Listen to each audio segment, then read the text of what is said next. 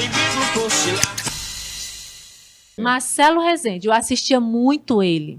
E toda vez que eu abria no horário dele, ele falava de violência doméstica e dizia assim, mais uma morreu, não sei o que que tem, já mostrava. Então, eu achava ali que aquele homem estava falando comigo. Porque ele falava umas coisas assim que... E você poderia ser a próxima. Que eu poderia ser a próxima. Então, eu vi muitos sinais que eu creio que aquele homem me alertava.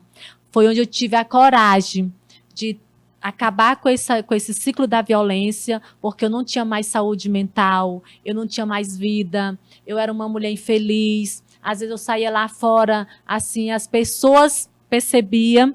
E uma coisa que eu não gostava, maiores dos agressores fazem isso, porque dentro da casa, às vezes, eles tratam mal as esposas, e lá fora eles tratam bem. Sim. Aquela questão de meu amor, isso. Então, assim, eu já vivia um sufoco, porque lá fora era totalmente falso. As pessoas percebiam, era só falsidade. E eu queria, era um amor verdadeiro dentro da minha casa, um respeito dentro da minha casa. Porque eu ficava questionando, o que eu estou fazendo de tão errado para ele agir assim comigo? Eu achava que às vezes o erro estava em mim. Eu procurava médico, eu procurava ajuda psicológica, eu corria nos profissionais sem ele saber. E os médicos olhavam para mim e diziam, não, você não tem nada. Você está num relacionamento abusivo. Este homem precisa de um tratamento. E eu lembro que teve um médico que ele queria, nessa época, que eu levasse o meu ex-marido até ele. Mas é difícil, às vezes, o homem querer um tratamento. Assumir que, na verdade, precisa. Isso. Bom, e aí quando é que você resolveu dizer, tá bom, basta? Foi quando ele me empurrou e eu bati na parede e meu braço não quebrou porque eu não sei. Porque, segundo, né, os médicos, quando eu fui para o hospital, os médicos disseram que era, na forma que eu caí, era para o meu braço ter quebrado. Mas, assim, ele me socou na parede, eu voltei para a cama, rolei na cama e caí no chão. E aí você disse, acabou, aqui não dá mais. Não dá mais. Depois das agressões, ele falava o quê?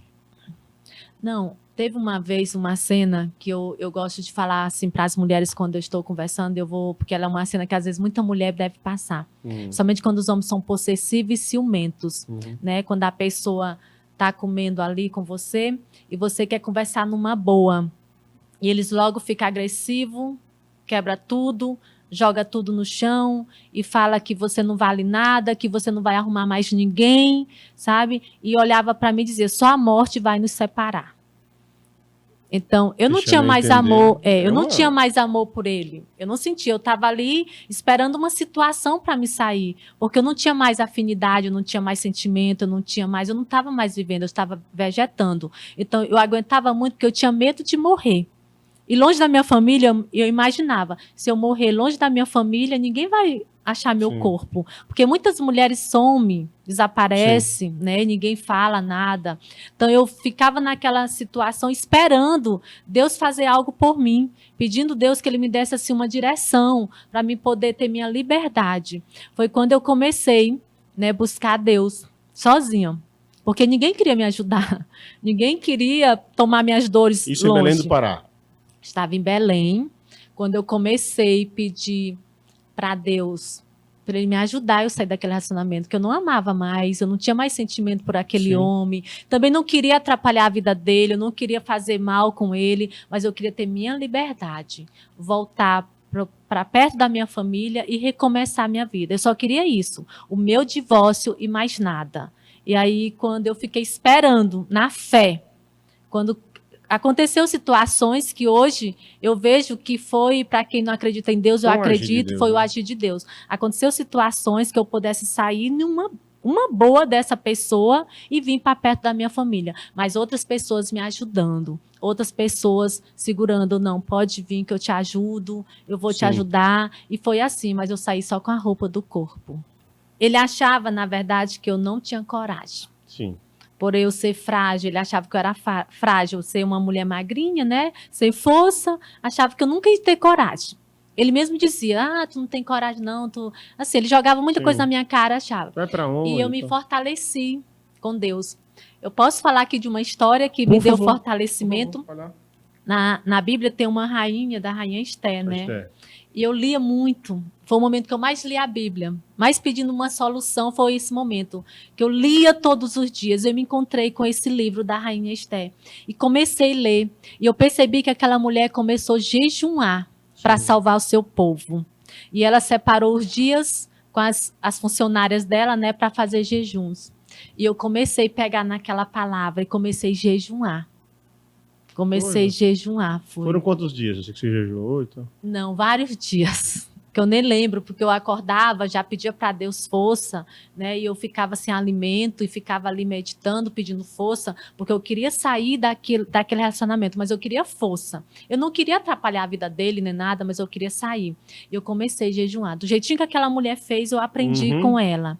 E aí, quando eu vi as coisas assim abrindo, do nada, eu fugi dele. Que horas foi isso? Você lembra a cena, como é que foi? Assim, dói ainda. Fica à vontade. Sabe? Se acha que não quer falar, não tem problema. Dói, porque foi um momento assim de medo. Eu tinha medo da pessoa chegar e ir atrás de mim.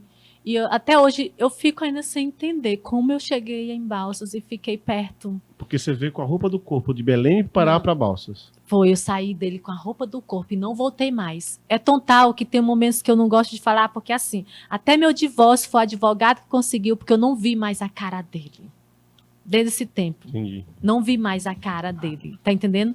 Quando eu cheguei em Balsas, eu tive já pessoas me esperando. Sim. Que debilitada, né? Tava... Pessoas que entendem da nossa, né, da minha vida. Depois que você chegou, ele chegou a ligar para os seus familiares, entrar em contato, falar alguma coisa? Assim, foi tão, atrás, foi tão bom que assim, que nem eu te falei, teve pessoas que já me acolheram e um advogado tomou minha... Então já foi de cara.